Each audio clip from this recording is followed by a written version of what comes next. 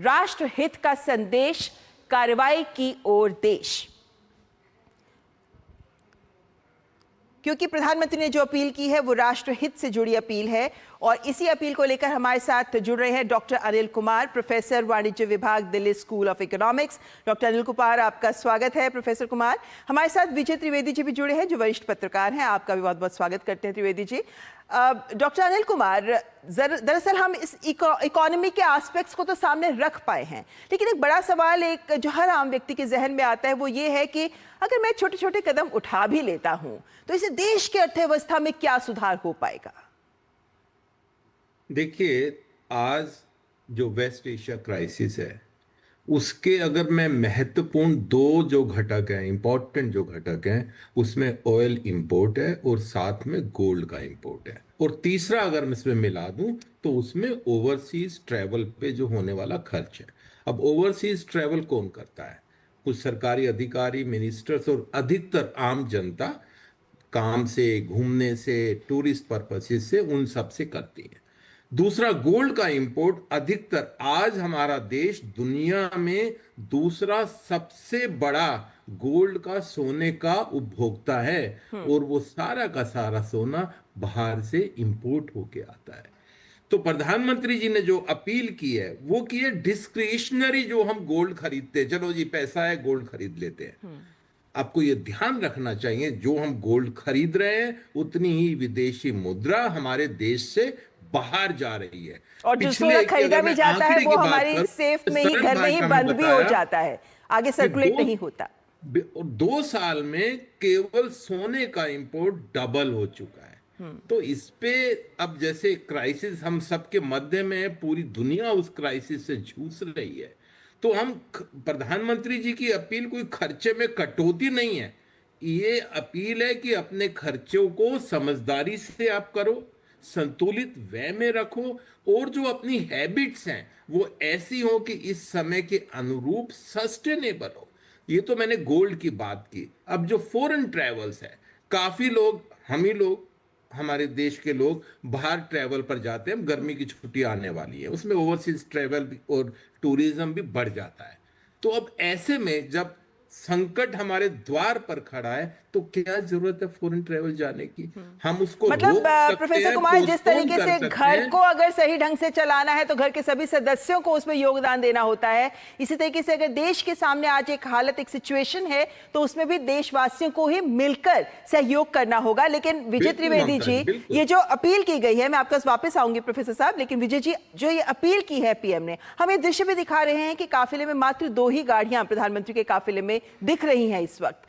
तो क्या ये भी एक उदाहरण पेश करता है कि प्रधानमंत्री स्वयं अपना उदाहरण प्रस्तुत कर रहे हैं कि मैं भी कटौती शुरू कर चुका हूं, आप भी मेरे साथ जुड़िए मेरी इस अपील में?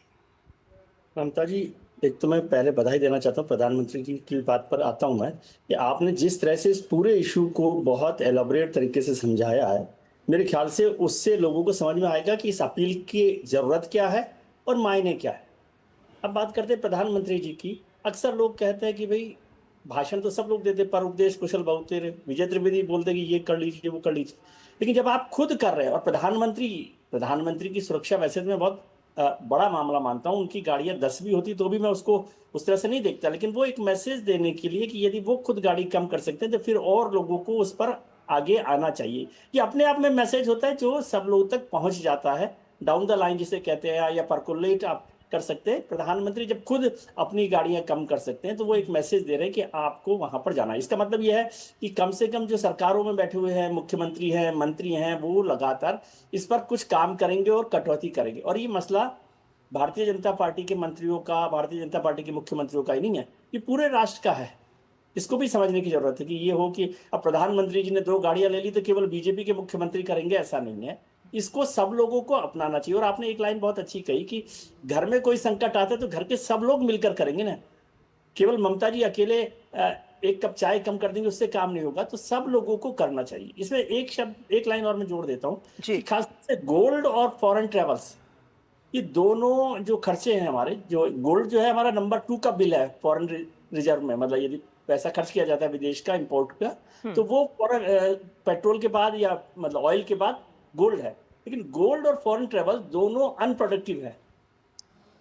ऑयल को मैं प्रोडक्टिव मानता हूँ, ऑयल हमारी एक तो मजबूरी भी है कि करना है, लेकिन ऑयल एक प्रोडक्टिव खर्चा भी है कि उससे हमारे रोजगार चल रहे हैं, कारखाने चल रहे हैं, तमाम चीज चल रहे हैं, उसको कैसे बचत की जा सकती है वो है। लेकिन गोल्ड जो है वो अनप्रोडक्टिव हमारा खर्चा है।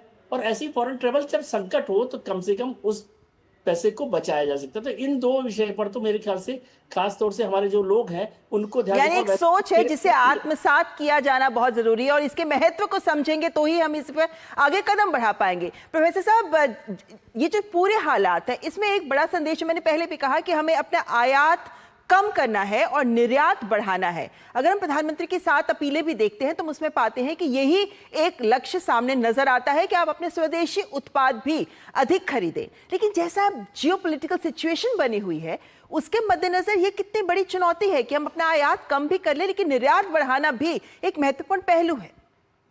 देखिए, चुनौतियों में ही अवसर होते हैं और हमारे देश ने कोरोना काल में ये करके दिखाया। ये चुनौती वाला काल था और पूरा देश हमारे प्रधानमंत्री जी के आह्वान पर आत्मनिर्भर भारत का आह्वान था और उसी के नक्शे कदम पर हम आज भी चल रहे हैं। और जो हमारी जो नीति रही है वोकल फॉर लोकल, कि जो लोकल हमारी प्रोडक्ट्स हैं उसको हमें बढ़ावा देना चाहिए और हमें उसमें कॉम्पिटिटिवनेस लाके, कॉस्ट इफेक्टिवनेस लाकर उसको विदेशों में एक्सपोर्ट करने का सोचना चाहिए। आज हमारे देश में बिजनेस करने का बहुत अच्छा माहौल तकरीबन पूरे भारतवर्ष में है। ईज ऑफ डूइंग बिजनेस के तहत काफी कंप्लायंसेस हटा दी गई है और पूरा इस तरह का इंफ्रास्ट्रक्चर आज तैयार किया गया है कि हम बिजनेस और एक्सपोर्ट सुगमता से कर सकते हैं।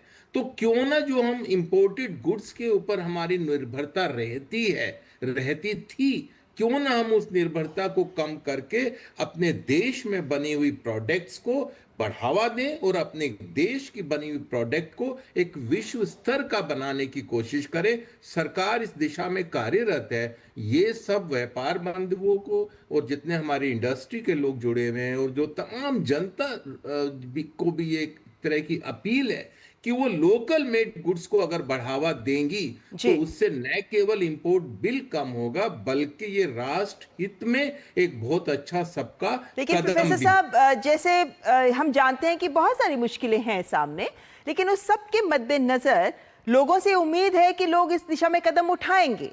लेकिन सरकार के पास भी अभी और क्या विकल्प हैं कि वो इस हालात को नियंत्रित कर सके? क्योंकि एक बहुत सारे सोशल मीडिया पे मैसेजेस आ रहे हैं जिसमें एक डर सब भी फैलाया जा रहा है लोगों के द्वारा कि कोई गंभीर संकट आने वाला है।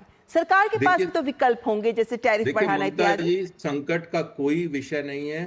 कल ही पेट्रोलियम मंत्री ने साफ किया कि हमारे पास 60 दिन का आज भी तेल का पर्याप्त भंडार है और बाकी देशों से बात चल रही है। तो संकट की कोई बात नहीं है। सरकार ने बिल्कुल नहीं कहा, प्रधानमंत्री जी ने बिल्कुल नहीं कहा कि हम अपने बजट में कम करेंगे। गवर्नमेंट की स्पेंडिंग जो कैपिटल एक्सपेंडिचर में होती है, इंफ्रास्ट्रक्चर में होती है, उस पे कम खर्च करेंगे या वेलफेयर स्कीम में कटौती करेंगे, ऐसा कुछ भी नहीं है। आज आप देखेंगे आज कैबिनेट के फैसले में एमएसपी के तहत 14 फसलों का सरकार ने एमएसपी का मूल्य बढ़ाया है। एक बहुत बढ़िया सरकार ने कदम उठाया और साथ में कोयले को गैसीकरण करने के लिए सरकार ने 32,000 करोड़ से ज्यादा का प्रावधान आज के कैबिनेट डिसीजन में किया है। इसका मतलब सरकार जो डेवलपमेंट के फैसले हैं, विकास के फैसले हैं, अपने देश को आत्मनिर्भर बनाने के फैसले, उससे पीछे नहीं हट रही है। सरकार उसी राह पर चल रही है, कहीं पर कोई कटौती नहीं है। लेकिन देशवासियों का अब ये नंबर है, क्योंकि व्यक्ति से परिवार बनता है, परिवार से राज्य और राज्य से पूरा राष्ट्र बनता है। बिल्कुल यही उम्मीद की जा रही है कि लोग अब अपना कर्तव्य समझते हुए जो अपील की गई है उस पर कदम आगे बढ़ाएंगे। लेकिन विजय त्रिवेदी जी, यहाँ पर इस बात को भी लोगों को समझना बहुत जरूरी है कि जब से ये ईरान के साथ संघर्ष शुरू हुआ है, अमेरिका और इजराइल का, उसके बाद से हम देख रहे हैं कि 50 से ज्यादा देश हैं जहां लॉकडाउन पहले से ही 2 महीने पहले से ही शुरू हो चुका है, जहां हम ये देख रहे हैं कि अमेरिका में ही अगर पेट्रोल की कीमतों की बात करें तो वो 40 से 60% तक बढ़ चुकी हैं। इन सब के बावजूद अगर भारत सरकार ने अपनी इकोनॉमी, अपनी इतनी बड़ी अर्थव्यवस्था को नियंत्रित रखा है तो कोई ठोस कारण रहे हैं जिसके बाद अब ये अपील लोगों के कर्तव्य बोध को भी जागृत करती है। बिल्कुल ममता जी, ये इसका दूसरा हिस्सा है जिस पर आपने अच्छा किया कि चर्चा की। एक तो ये कह देना कि कोई संकट नहीं है, इसको मैं नहीं मानता, इससे थोड़ा सा असहमति है। प्रधानमंत्री ने जो अपील की है, इसका मतलब कि वो भविष्य में आने वाले संकट को देख रहे हैं। और कोई भी राष्ट्र, कोई भी परिवार, कोई हेड ऑफ द स्टेट, कोई हेड ऑफ द फैमिली ये समझता है कि आने वाले संकट को पहले भाप लिया जाए और सामान्य जिंदगी चले। ठीक है, आपने बहुत अच्छा जिक्र किया कि 50 से ज्यादा देशों में जो सब कुछ हो रहा है, वहां पर कई जगह पर वर्क फ्रॉम होम शुरू हो गया है, तेल के दाम वहां पर बढ़ गए, पेट्रोल के दाम बढ़ गए। वो संकट आगे हुआ। अभी हमने 4 साल, अभी जो 3-4 महीनों में जो सारा हुआ है, अभी हरदीप पुरी साहब ने भी कहा कि हमने 1 लाख करोड़ रुपए उसमें ऑयल में खर्च कर दिया, अपना जो रिजर्व पैसा पड़ा हुआ था कंपनीज के पास। तो संकट है। यदि आप बार बार ये कहेंगे कोई संकट नहीं है, तो फिर लोग कहेंगे ऐसी कोई बात हो। प्रधानमंत्री ने कहा इसका मतलब संकट है, लेकिन संकट डिलीवरेबल्स का नहीं है। आज देश इसलिए खुश होना चाहिए कि आज पेट्रोल की कमी यहां पर नहीं है, लेकिन वो कमी किसी दिन बढ़ जाए और आप बिल्कुल बंद हो जाएं, उससे बेहतर है कि आप संभल कर काम चलें, ठीक से काम करें। इसलिए संकट पर ये बार बार कहना कि संकट कोई नहीं है, संकट डिलीवरेबल्स का नहीं है, इस दो चीजों को बड़ा फर्क कीजिए। संकट आने वाला हो सकता है, उस संकट को ध्यान रखते हुए, भांपते हुए प्रधानमंत्री ने ये सब अपील की है, और हम ठीक से करें। हमारे घर में 1 किलो चीनी रखी है और मान लीजिए 2 महीने बाद वो चीनी नहीं आने वाली है, तो 2 चम्मच की बजाय 1 चम्मच काम में ले लें। ये वैसा है, मतलब जैसे आप घर की तरह से बात समझा रही हैं, तो वो आने वाले संकट को भांपते हुए प्रधानमंत्री कह रहे हैं। लेकिन जो सबसे महत्वपूर्ण काम हुआ है भारत में, हमारे देश में, वो ये है कि डिलीवरेबल्स पर कोई परेशानी नहीं हुई। आपको तेल भी मिल रहा है, आपको गैस भी मिल रही है, आपको LNG भी मिल रही है, PNG भी मिल रही है, और जितने प्रोडक्ट्स आज मिलने चाहिए वो सब मिल रहे हैं। लेकिन उन सब के साथ हम यदि स्वदेशी पर काम करें, जो चीजें बहुत जरूरी नहीं है विदेश से मंगाने की, उनको ना खरीदें, इन सब पर काम करने की जरूरत है। It's a serious time, serious. बिल्कुल, यानी इसको समझना बहुत जरूरी है। लेकिन प्रोफेसर साहब, जब ये बात समझने की आती है ना, तो जो सोशल मीडिया स्कूल्स चल रहे होते हैं उसमें कई तरीके के मिथ भी होते हैं, भ्रांतियां होती हैं जिसे फैलाने की कोशिश की जाती है, जिस पर लगाम लगना बहुत जरूरी है। इसलिए मैं आपसे समझना चाहती हूं कि जो एक बिना सोचे समझे एक गलत सोच को सामने लाया जाता है कि जो सरकार कह रही है अगर इस पर कदम उठाया गया तो बहुत सारे ऐसे लोग हैं जिनके व्यवसाय बंद हो जाएंगे, जिनके रोजगार बंद हो जाएंगे, ये जो एक भ्रांति फैलाई जा रही है, आप तथ्यों के लिहाज से इसे कैसे दूर करेंगे?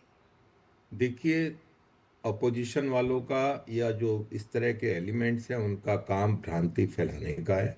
लेकिन मेरे को लगता है भारतीय जनता, हम लोग बहुत समझदार हैं।